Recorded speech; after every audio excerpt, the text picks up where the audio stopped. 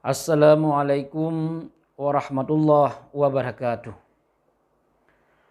Alhamdulillah, alhamdulillahi rabbil alamin. Wassalatu wassalamu ala sayyidil mursalin wa ala alihi wa sahbihi ajmain. Ayuhal mustami'un rahimakumullah. Hadirin sidang jamaah yang dimuliakan oleh Allah Subhanahu wa taala. Kita sebagai hamba Allah, manusia, tentunya mempunyai kesalahan dan kesilapan maupun kelalaian. Maka dengan sebab itu didentiklah kepada hamba Allah manusia dengan kata-kata manusia. Manusia diambil dasar katanya nisyan. Apa itu nisyan? Yaitu lupa. Maka dikatakanlah al-insanu fi mahallil khata'i wan nisyan. Manusia merupakan tempat terjadinya kesalahan dan tempat terjadinya kelupaan dan kelalaian. Maka dengan sebab itu, kita sebagai hamba Allah, sebagai manusia, di saat kita menempuh kehidupan sehari-hari, tentu banyak sekali kesalahan-kesalahan yang kita perbuat. Banyak sekali kesilapan-kesilapan yang kita perbuat. Baik itu dalam menjalankan ibadah kepada Allah Subhanahu wa taala maupun dalam beraktivitas yang lainnya. Namun ketahuilah ayuhal mustami'un rahimakumullah. Tinjauan seseorang itu bukan pada awal kejadiannya, tetapi tinjauan seseorang itu di mana di saat akhir daripada hayatnya. Apakah dia merupakan bagian daripada orang-orang yang husnul khatimah? Dia menutup usia dengan kebaikan dan kebahagiaan. Ataupun dia merupakan su'ul khatimah.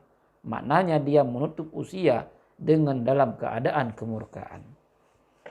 Maka sikap kita sebagai hamba Allah ataupun manusia yang harus kita lakukan adalah untuk memperbaiki kesalahan-kesalahan tersebut dengan cara kita bertaubat.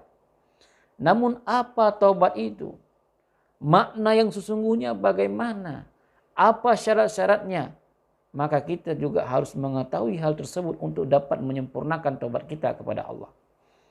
Ayuhal mustami'un rahimakumullah.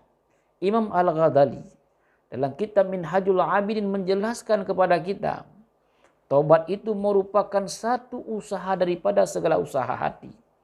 Maka dengan demikian, dalam hal kita ingin bertobat kepada Allah Subhanahu wa taala, sucikan dulu hati kita. Bersihkan dulu hati kita supaya penyakit-penyakit yang ada dalam hati kita tidak melekat dalam pribadi kita. Maka dengan demikian, ketahuilah dengan cara kita mensucikan hati, baik itu mensucikan hati sesama manusia, tidak ada penyakit ujub, riya, takabur dan menghasut orang. Kemudian juga kita harus mensucikan hati kita kepada Allah Subhanahu wa taala. Ayuhal mustami'un rahimakumullah. Adapun yang harus kita tempuh di saat kita taubat ada 4 macam. Yang 4 inilah yang dapat menyebabkan kesempurnaan bagi seseorang dalam bertobat kepada Allah Subhanahu wa taala. Yang pertama, yaitu meninggalkan dosa yang pernah kita lakukan. Dalam artian kata ataupun maknanya adalah kita menjazamkan, kita menekadkan, kita mengikatkan dalam jiwa kita, berjanji dalam jiwa kita apa yang telah kita lakukan tempo dulu itu kesalahan terhadap daripada kita terhadap Allah Subhanahu wa taala, tidak akan pernah kita mengulangi hal tersebut kembali. Itu syarat yang pertama yang harus kita lakukan. Kemudian syarat yang kedua yaitu ketahuilah, bentukkan satu taubat kita kepada Allah yang sesungguhnya. Bentukkan penyesalan terhadap apa yang pernah kita lakukan. Akui itu merupakan suatu kesalahan. Akui itu merupakan hal yang dilarang oleh Allah Subhanahu wa taala. Timbulkan rasa penyesalan. Ingatkan, tingkatkan taubat kita kepada Allah Subhanahu wa taala.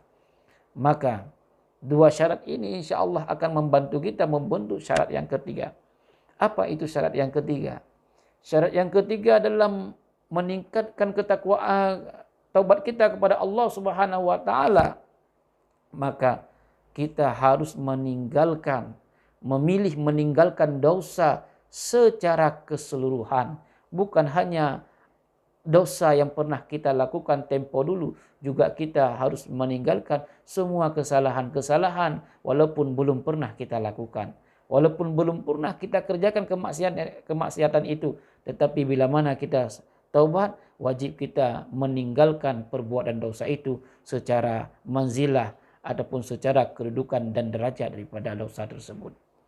Kemudian syarat yang keempat, lakukanlah taubat kepada Allah Subhanahu wa taala benar-benar karena Allah. Benar-benar kita ingin Allah jauhkan daripada azabnya.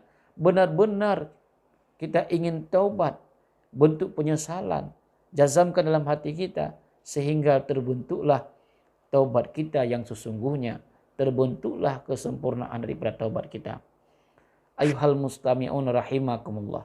Perlu kita ketahui yang bahwa kita yang bertaubat ini, kita yang sudah memohon kepada Allah Subhanahu wa taala, memohon ampun terhadap kesalahan yang pernah kita lakukan di masa-masa dulunya dalam kehidupan kita, maka Allah Subhanahu wa taala insyaallah akan mengampuni dosa kita. Maka di saat Allah mengampunkan dosa kita, ada dua pendapat ulama. Ada yang mengatakan Allah hapuskan dosa kita, kemudian ada yang mengatakan Allah tutup dosa kita dengan ampunan daripada Allah Subhanahu wa taala. Maka dengan itu ayuhal mustami'un rahimakumullah, sempatkan diri kita dalam kita taubat kepada Allah Subhanahu wa taala.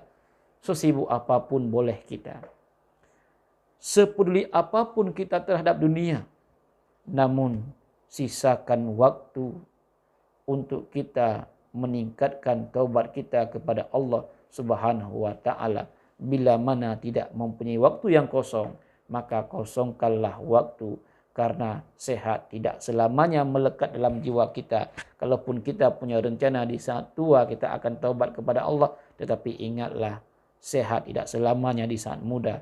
Kadangkala sehat itu hilang dengan tiba-tiba, maka di saat kesehatan hilang daripada kita, apa yang terlintas dalam pikiran kita, apa yang terlintas dalam diri kita, apakah pada saat itu kita ingin taubat? Belum tentu, wahai saudaraku. Ayuhal mustami'un rahimakumullah. Taubatlah kita dalam keadaan segera. Taubatlah kita, jangan pernah kita sia-siakan kehidupan. Maka hanya ini yang dapat saya sampaikan. Lebih dan kurang saya mohon maaf. Wabillahi taufiq wal hidayah. Assalamualaikum warahmatullahi wabarakatuh.